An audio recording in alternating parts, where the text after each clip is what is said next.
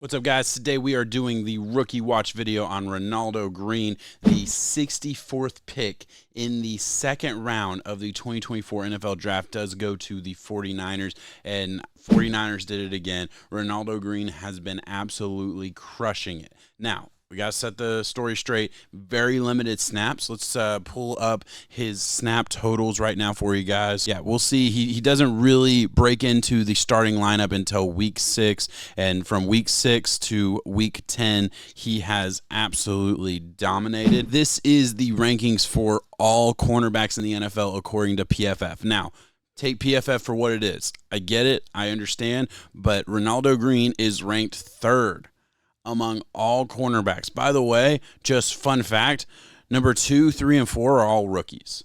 Now, 2 and 4 are nickel corners. They're both nickel corners. And then Renardo Green is playing on the outside, which is obviously a harder position overall to play in the NFL, especially. And the gap is usually a little bit wider. So that just makes it all the more impressive on how he is doing. Again, very limited snaps. Best I could tell, he did have some ankle issues, had an ankle injury early. And other than that, it looks like Isaac Edom just started ahead of him to start the year. If you're a 49ers fan and you know exactly why he wasn't starting from week 1, I couldn't find it out.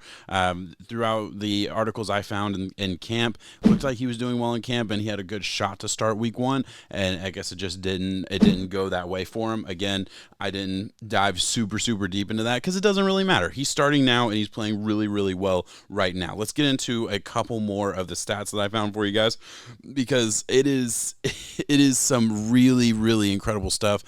Some stuff you just don't see from rookie corners. Before we get into the advanced metrics, I do just want to put up his total stats on the screen. 13 total tackles, forced fumble. We have an interception, and he is allowed a passer rating of 84.8, which obviously isn't very good. But what I really want to show you guys is some of the more advanced metrics. I found this from James Foster on Twitter, and I thought it was super interesting.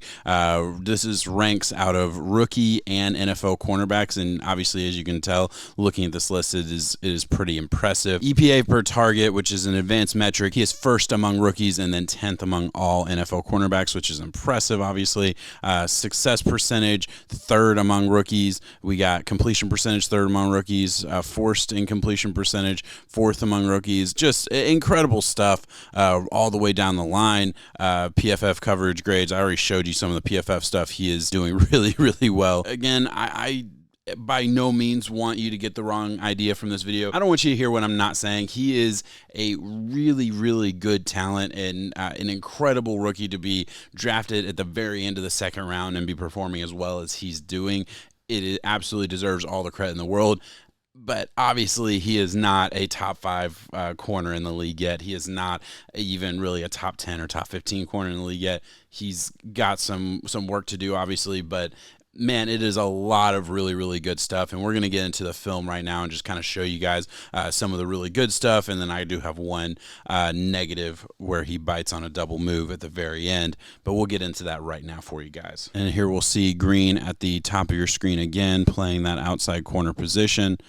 Does a really good job of see ball, get ball. Trigger was one of the question marks in his college tape, but I didn't really notice or see any issue with that at the NFL level. I mean, he seems to be chasing the ball and doing a lot of good stuff there, really high level.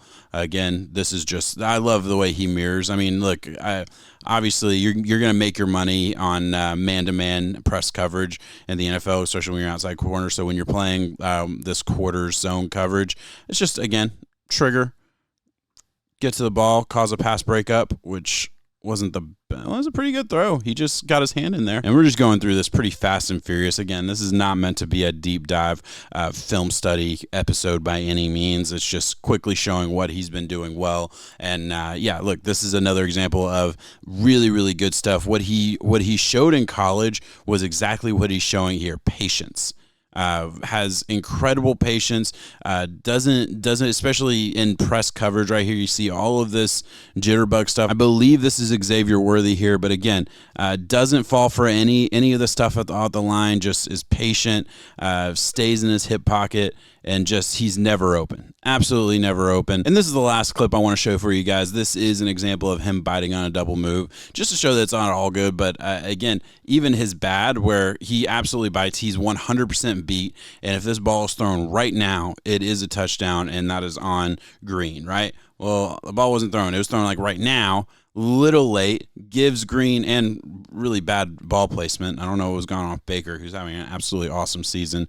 But that was just a bad throw by Baker. Gives Green the opportunity to catch up and get the pass breakup on the ball, even though, yeah, this is probably more on Green that it was open.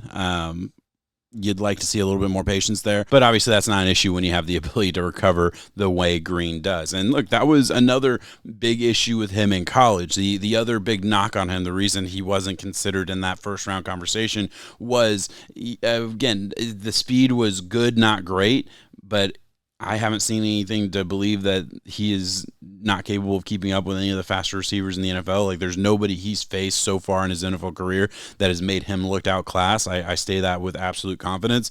And then on the other end, all of the touchdowns that he gave up were on fade routes. He was not great down the field. Great at the first and second level, but kind of struggled in the third level. And the big knock was you were going to need safety help for him if you're going to play him in man-to-man coverage. But the good news is that's a lot of what the 49ers do. For the most part, you're going to see a lot of that same cover 3 Seattle scheme that, you know, is kind of all over the NFL, although I think the 49ers run it a lot better than some other teams do because they don't live in it. But yeah, that does fit in with what Green does really well. Again, this is a perfect scheme fit for what Green has been doing really well, for what the 49ers really like to do on defense. And the 49ers are better than pretty much anybody in the NFL at doing that exact thing. Finding guys that fit their scheme, fit what they want to do, and do it at a high level, and obviously coach them up and make them the best that they can be at it. Green looks like just another example in a long line of examples for the 49ers.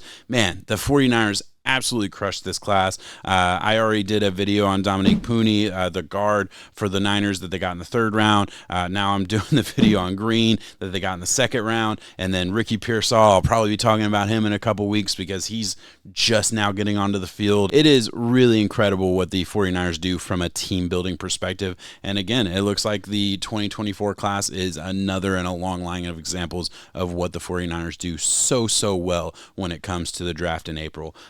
It's just so much fun to watch from a guy like me who just loves the draft and loves every aspect of team building. But all right, I will get off of my soapbox about the 49ers. Renardo Green looking like a great corner fitting into that 49ers defense. Really excited to see what he can do moving forward. Thank you so much for watching this video. If you enjoy this type of content, please subscribe to the channel. It really helps me out a little bit. And if you enjoyed this video specifically, hit that like button. I really appreciate it. Thank you so much for watching. Peace.